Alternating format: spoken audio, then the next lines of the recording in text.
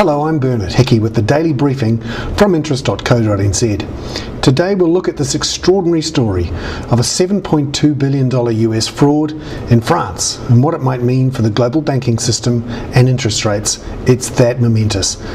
Closer to home, we'll look at a bunch of fresh stats in New Zealand that show growth in the retailing and manufacturing sector seemed to slow in December. And finally, we'll dig through a speech from Reserve Bank Governor Alan Bollard on Friday that looked at how New Zealand is dealing with a series of inflationary shocks.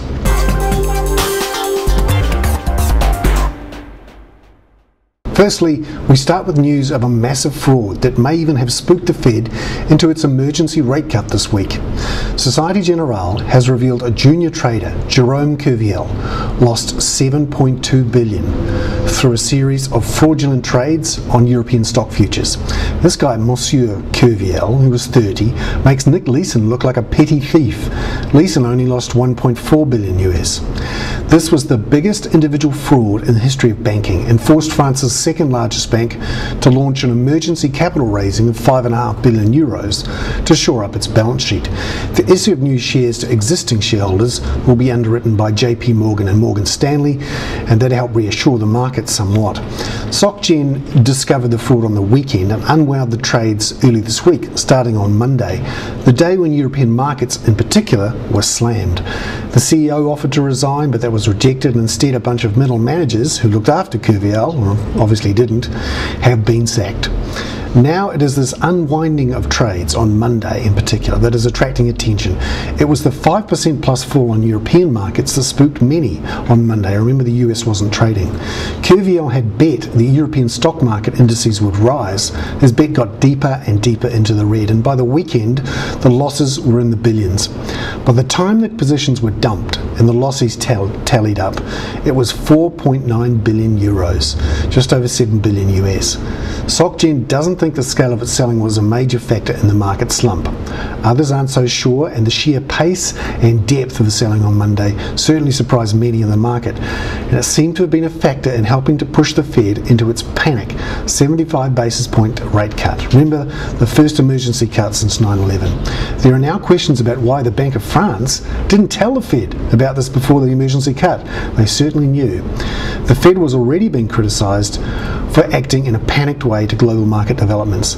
This makes it look like the world's biggest and most respected central bank was panicked into the biggest emergency cut in interest rates in 24 years on the strength of one 30-year-old trader's desperate attempt to dig himself out of a hole.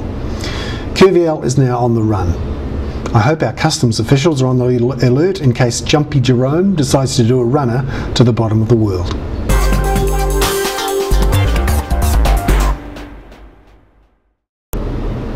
Now, closer to home, we received some fresh stats over the last day which appear to confirm anecdotal evidence, at least, that growth in New Zealand's retail and manufacturing sectors is slowing in response to high interest rates and the New Zealand dollar. The stats reinforce the Reserve Bank's decision on Thursday to keep the official cash rate on hold at 8.25%, as it weighs up inflation being above that 3% target band, and at the same time as global growth is slowing. The Department of Labour's Job Vacancy Index fell in December to its lowest level since August 2003. The result was driven by falls in both skilled and semi-skilled job vacancies, broke 4 months of stability, and it was the lowest December since the series was started in 2003. Total vacancies fell 4%. This is in a survey of 25 newspapers and 2 IT jobs websites. Trouble is, the job vacancies in newspapers have been falling for 4 years, and the job vacancy index appears not to capture some of this transfer of jobs from newspapers to online websites. And elsewhere, we've seen electronic transactions data for EFTPOS and credit cards showing annual growth in December of 7.5%. Now that's a slowdown from 10% in November. In the manufacturing sector, the Business New Zealand Performance and Manufacturing Index fell 2.9 points to 53.8, and the result for 2007 was the second lowest for a December. Finally, fresh stats from the Reserve Bank of New Zealand on credit card use show that the total advances outstanding rose 7.3%. That's actually a slowing of growth from the 7.7% annual number we saw in November.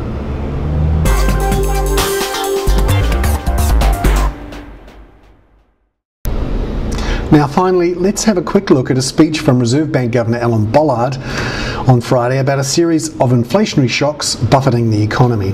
He spoke in front of manufacturers in Canterbury, and he certainly didn't sound like someone who was relaxed about inflation or ready to cut interest rates to perk the economy up. If anything, he sounded at his hawkish best as he detailed a number of international price shocks that were posing challenges for policymakers. They included the surge in oil prices, a commodity price boom generally, including dairy prices, the synchronised housing market boom globally, the boom in household consumption from running down household savings, and the prospect of carbon emissions taxes and increased costs there. Monetary policy has to be, and in quote, constantly tuned to handle these shocks to manage the inflationary effects, he concluded. You'd have to say from listening to that, the chances of a New Zealand rate cut anytime soon are remote, and that any further acceleration in inflation would be met with interest rate hikes as long as the global credit markets had settled. I'm Bernard Hickey from interest.co.nz with the Daily Briefing. Catch you on Monday.